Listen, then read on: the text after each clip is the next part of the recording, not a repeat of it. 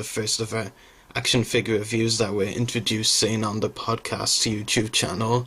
And starting off with our Star Wars action figure reviews, we're going to take a look at one of the collectibles from the new Star Wars Rebels animated series.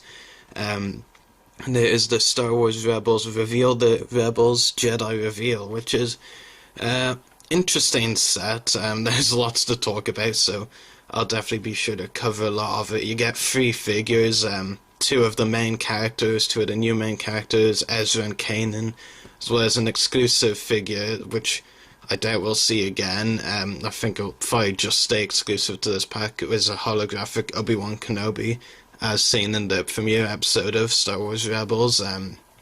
But before we go into the figures, we'll take a look at the packaging. As you can see here, the title, Reveal the Rebels, Jedi Reveal, Star Wars Rebels logo there, and the Star Wars Rebels logo is really plastered all over. You get a shot of the Stormtrooper with the Rebellion symbol there, Disney logo, and just 4+, and this kind of black packaging which was meant to hide the Obi-Wan figure, but it wasn't really that much an exclusive, Well, it is an exclusive, but I mean in the sense that we all knew, anyone on the internet who's part of the Star Wars collecting world knows that it was going to be Obi-Wan. It wasn't really that secret.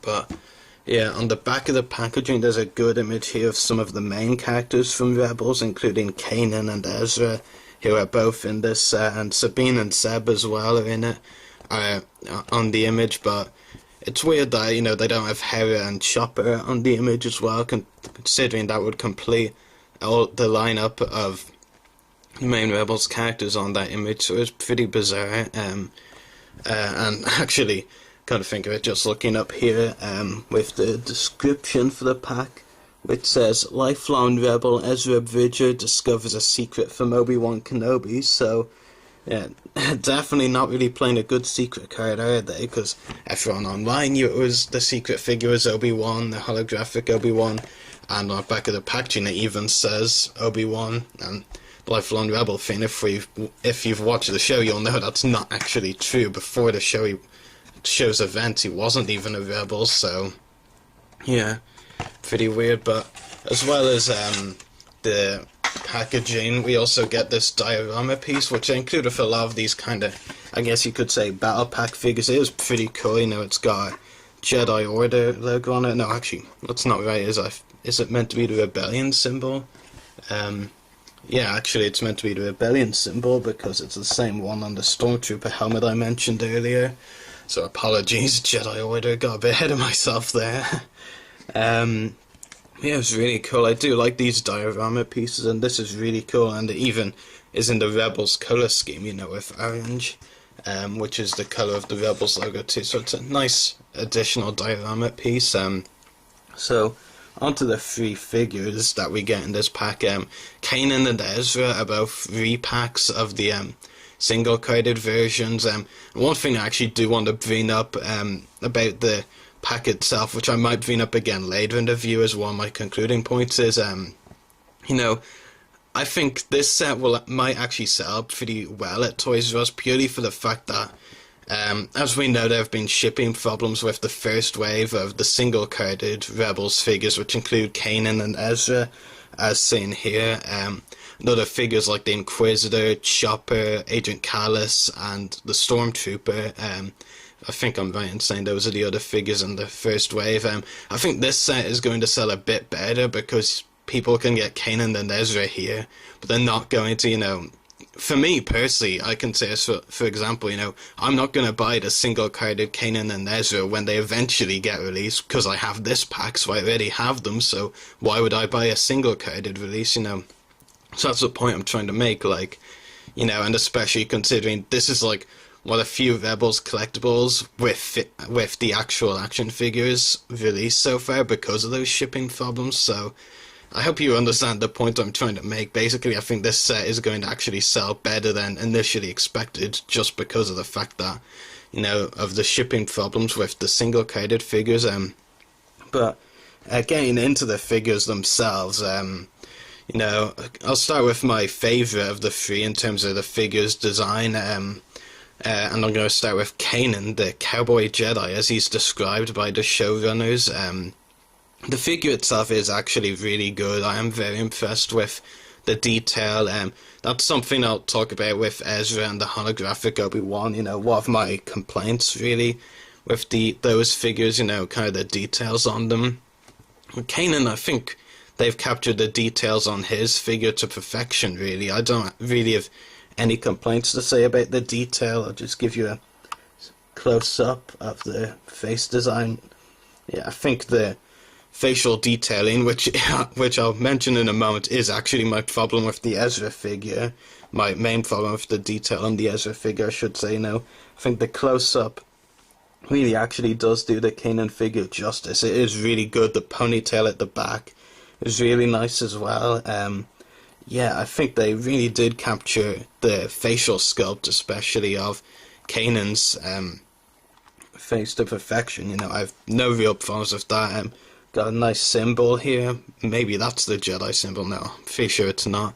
Not too sure what that symbol's meant to be. Yeah, there are other nice details as well, like the belt buckle there. Another belt here. Some other nice details too.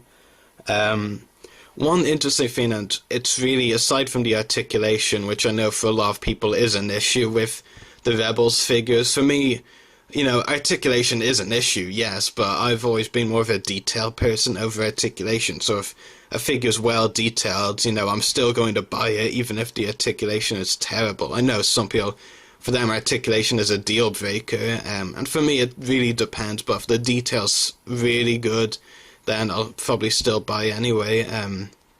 Yeah. One thing I do have to complain about, and this is my only complaint really, my only main complaint other than the articulation, is this is a very weird scenario with the Kanan figure. We've known for a few years now Hasbro's been cutting corners. First, with the Clone Wars figures, they took out the ankle articulation on some of the clone troopers and devised what collectors called the Stone sculpt, because it started with the Clone Commander Stone figure. They've been cutting corners a few other ways since, dropping more articulation. I've heard reports about the Agent Callus figure, that the helmet doesn't come off, like they kind of stuck it on, you can't take it off, and they have done that with a few other figures, not given characters that should have had removable helmets, they haven't given them that. But, if we all of those are crazy, get a load of this. The blaster and holster, we've seen these on lots of figures. You'd have a holster and include a blaster with the figure that you could, put in or take out and have the character pose with the blaster, whichever you want. With the Kanan figure, they've actually sculpted the blaster and holster on. You can't move it, like it's actually sculpted as part of the figure, which for me, some of the corners Hasbro cut I can understand. Well, a few years ago, the corners they cut I could understand. The corners they cut now are a bit extreme, and this one especially, a holster and a blaster. How hard can they be to, have separate, but they've sculpted that as part of the figure. Like, for me, that's just, it's kind of a new low in some ways, I have to be honest. Yeah, it's pretty bizarre. It is, just pretty crazy, I have to say, actually sculpting a holster and blaster as part of a figure. Speaking of detail, it kind of looks good when you look at it, but, I know it's, for me, and I know a lot of, pretty much every other collector will agree, you shouldn't be sculpting it as part of the figure, have the holster, have a blaster as one of the accessories that you can put in or take out whenever you want, but don't sculpt it on as part of the figure. That's pretty cheap, to be honest. Yeah, and we do get one accessory with the figure, which is Kanan's signature lightsaber that we see in this show. It's a pretty good lightsaber. I actually think I bent it a little bit, taking out of the packaging, which isn't good.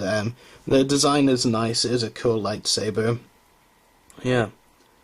It's a bit plain, but at least unlike Ezra's and Kanan's lightsabers, which are very unique. I know people would, some fans, well, I like both of them, but both of those lightsabers, but I know some fans aren't because of how different they are, I guess. As for articulation on the Kanan figure is 5 points of articulation, a swivel head, swivel shoulders, and swivel hips, and that's all the articulation we get on the Kanan figure.